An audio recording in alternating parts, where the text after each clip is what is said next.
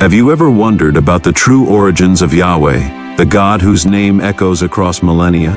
Today we're about to rediscover a forgotten chapter of human history. A story buried beneath sand, stone, and silence. A story of awe, devotion, and spiritual awakening, long before Israel became a nation. Together, let's uncover ancient archaeological secrets, immerse ourselves in early desert rituals, and trace biblical clues that reshape everything we thought we knew about this powerful deity. If you're excited to unlock this hidden past, hit the like button, leave your thoughts in the comments, subscribe for more eye-opening explorations, and don't forget to share this journey with others who love uncovering history's deepest mystery. Long before the Israelites wandered deserts or built their ancient kingdoms, clues began to surface. Clues that revealed a deeper, older truth about Yahweh. A truth buried beneath centuries of dust and time. In the rugged lands south of ancient Canaan, regions like Edom, Midian, and the Sinai Peninsula, archaeologists uncovered traces of lost cultures. Cultures whose lives, beliefs, and spiritual devotion had faded from memory, but not from the earth. Pottery shards, desert sanctuaries, and carved stones spoke again. Some bore Yahweh's name, etched carefully, reverently, long before Israel ever existed. In the copper-rich hills of Edom and the remote deserts of Midian, researchers found artifacts dating back centuries before any known Israelite presence. These weren't random markings. These were offerings, devotions, tributes to a deity who ruled not cities, but storms. These tribes didn't simply study Yahweh. They called on him as thunder cracked across the mountains. They cried out to him as sandstorms rose in the distance. In those moments, Yahweh wasn't theology. He was shelter. He was breath. He was everything. Further excavations revealed ancient steel and monumental stones, some inscribed in scripts older than Hebrew, proclaiming loyalty to Yahweh with awe. These inscriptions weren't isolated. They suggested that Yahweh's worship wasn't tribal or fringe. It was widespread. It transcended borders. He was worshipped across the harsh, unforgiving deserts by those who depended on him for life itself. And they remembered him. These weren't makeshift altars. They were sanctuaries, built along trade routes and migration paths. They stood like spiritual beacons, ritual tools still preserved, ceremonial objects still waiting, whispering the names of those who knelt there long ago. Piece by piece, historians began to reconstruct a forgotten world. A spiritual map, one where Yahweh was known, worshipped, and trusted long before he was known to Israel. Through relentless scholarship and excavation, a story has emerged, a vibrant early devotion to Yahweh. One hidden for centuries beneath the sands, now rising again to rewrite the sacred timeline. But Yahweh's presence wasn't just carved in stone, it was alive in the hearts, hands, and prayers of real people. Let's step deeper into their world. What did it really look like to worship Yahweh in those early days, before temples and scrolls? In the harsh wilds of Edom and Midian, faith was raw, personal, and rooted in survival.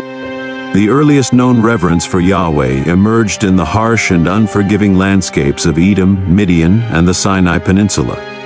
Regions defined by relentless heat, rugged mountains, and sparse, life-sustaining resources.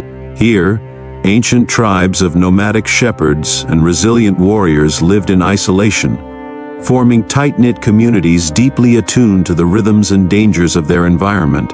In their daily struggle against the elements, these tribes turned to Yahweh as their divine protector, attributing to him authority over storms, rains, and crucial wilderness resources essential for their very survival. Detailed archaeological excavations in Edom's mineral-rich mountains revealed shrines meticulously dedicated to Yahweh, affirming his critical role as a deity of immense power and protection.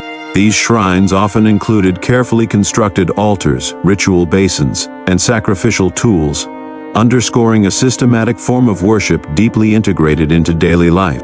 Worship practices involved elaborate ceremonies and offerings, performed in hopes of securing divine favor and ensuring communal safety and prosperity amid harsh environmental conditions.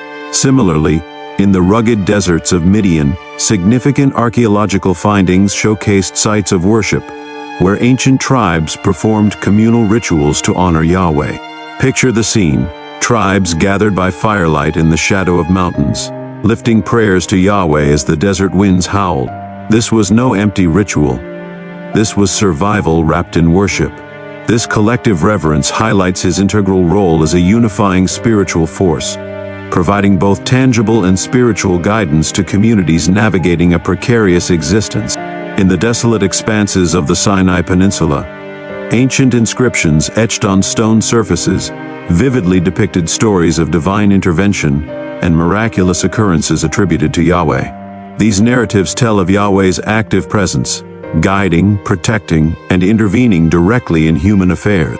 Tales of sudden storms that provided water, divine visions that guided lost travelers, and protection against natural disasters became foundational myths that reinforced Yahweh's indispensable role among these tribes.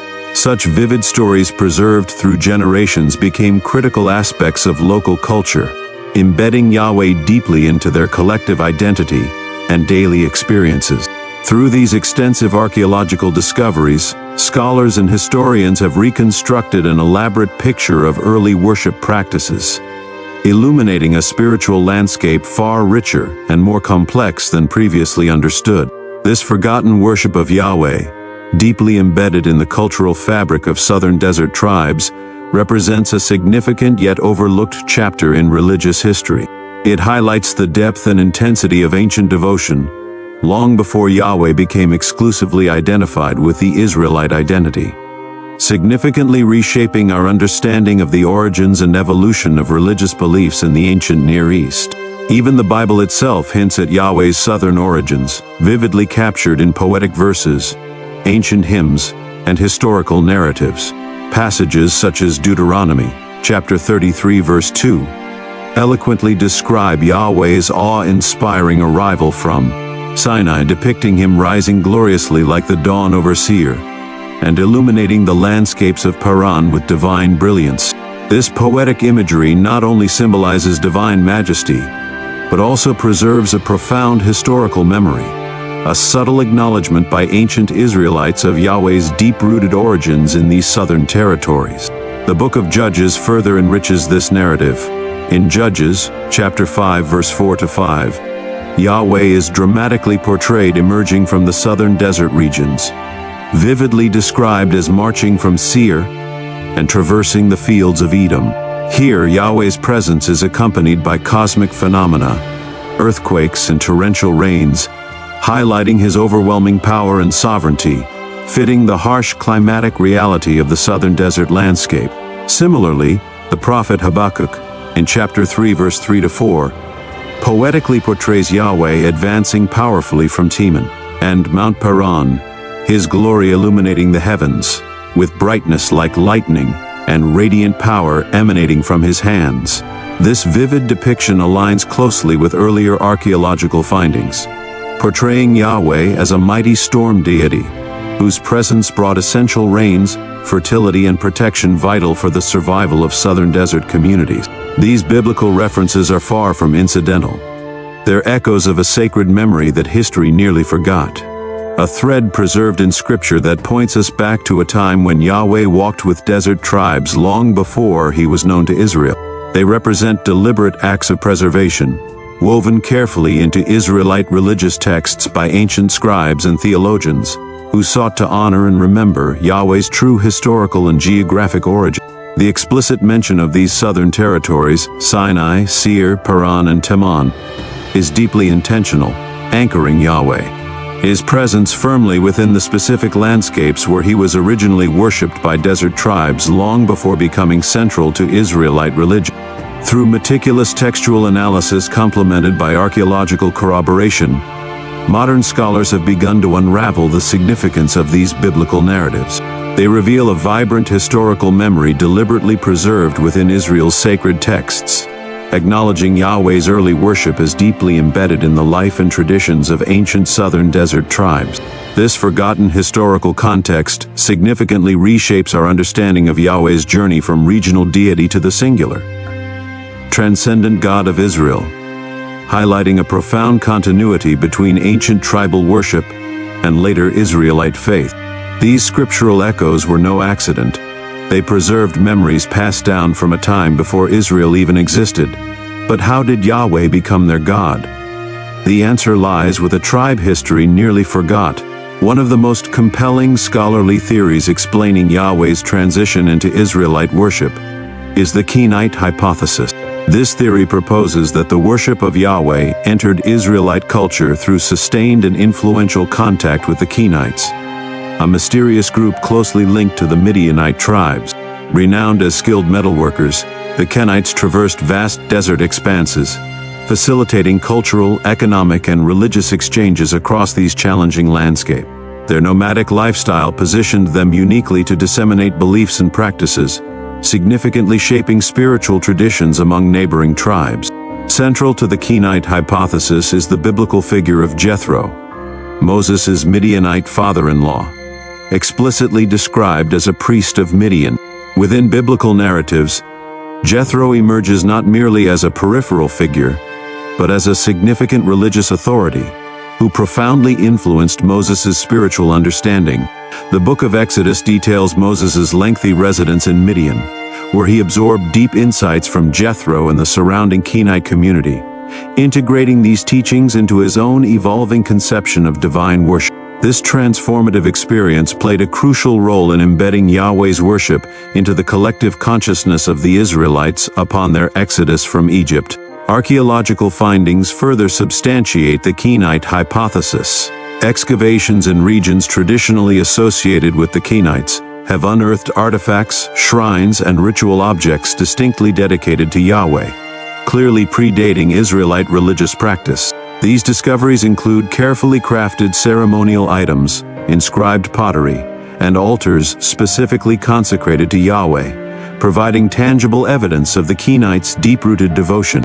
Such findings strongly suggest that these desert-dwelling tribes possessed a structured religious system with Yahweh at its heart, a system characterized by sophisticated rituals, community gatherings, and teachings that likely influenced neighboring tribes, including early Israelite. Moreover, textual analysis of ancient biblical passages reveals subtle yet deliberate efforts by Israelite scribes to preserve the memory of Kenite influence. For example, passages in Judges explicitly acknowledge the Kenite presence and their integration into Israelite society, subtly honoring their historical and religious contributions. These textual clues highlight a conscious preservation of memory regarding Yahweh's worship originating from outside traditional Israelite boundaries, reinforcing the significance of this forgotten chapter. The Kenite hypothesis, therefore, provides a profound insight into how Yahweh's worship transitioned from isolated desert tribes into a central pillar of Israelite religion. Through sustained cultural interactions, exchanges of ritual practices, and influential personal relationships, the Israelites gradually adopted and transformed Yahweh's worship. This process significantly reshaped their religious identity, elevating Yahweh from a local desert deity worshipped by southern tribes to the supreme, singular God revered by an entire nation, a transformation deeply rooted in historical, cultural, and spiritual exchanges that have long remained forgotten.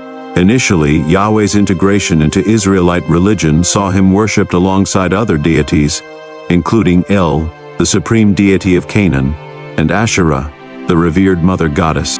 Ancient shrines, altars, and temples discovered throughout Canaan bear inscriptions and artifacts revealing a religious culture characterized by a complex polytheistic tradition, where Yahweh coexisted harmoniously with a pantheon of local and regional gods.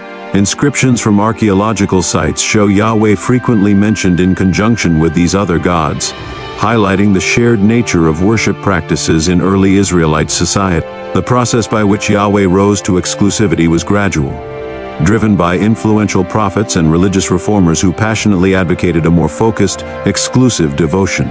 Prominent prophetic figures such as Elijah, Isaiah, Jeremiah, and Hosea emerged as vocal champions of monotheism, vehemently criticizing the worship of other deities and idol worship as betrayals of the covenant relationship between Yahweh and his people. Their powerful sermons and symbolic actions became turning points in Israelite religious history, systematically dismantling polytheistic worship by closing temples dedicated to other gods, destroying sacred idols, and rewriting religious texts to affirm Yahweh's unparalleled supremacy. These religious reformers actively reshaped cultural memory, emphasizing Yahweh's absolute sovereignty and systematically erasing references to other gods. Sacred spaces previously dedicated to multiple deities were transformed into exclusive centers of Yahweh worship, as ancient altars and shrines were repurposed or destroyed entirely.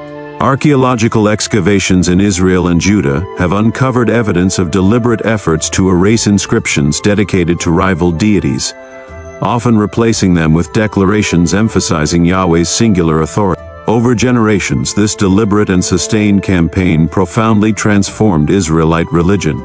Yahweh, initially revered as one among many gods, became elevated to an unprecedented level of exclusivity and universal supremacy. This shift to monotheism wasn't just theological, it reshaped Israel's cultural identity and echoed through their history. Yahweh's worship became synonymous with Israelite nationhood and identity, a defining feature distinguishing them from surrounding cultures. This transformative journey from polytheism to monotheism reveals a profound historical continuity rooted deeply in Yahweh's forgotten origins. His early worship among southern desert tribes laid the foundational spiritual narratives and traditions that shaped later Israelite religious beliefs. The shift towards exclusive devotion was as much a rediscovery and affirmation of Yahweh's ancient significance as it was a new theological evolution. Thus, the integration of Yahweh into Israelite religion represents both continuity and innovation, deeply informed by his ancient worship in the deserts south of Canaan, a forgotten worship that shaped the destiny of an entire civilization, leaving an enduring legacy still resonating today. Thank you for joining this extraordinary journey into the forgotten worship of Yahweh, a worship that existed long before Israel even took shape. We've traveled through deserts, explored ancient ruins, and unearthed biblical secrets, reshaping the way we see our spiritual roots. If today's revelation inspired you, please support the channel by liking this video, sharing your insights below, subscribing for more fascinating historical stories, and sharing this journey with friends eager to uncover stories time tried to erase. Your support makes these explorations possible, and I deeply appreciate every one of you. Until next time, keep exploring, keep questioning, and keep rediscovering the mysteries that connect us all.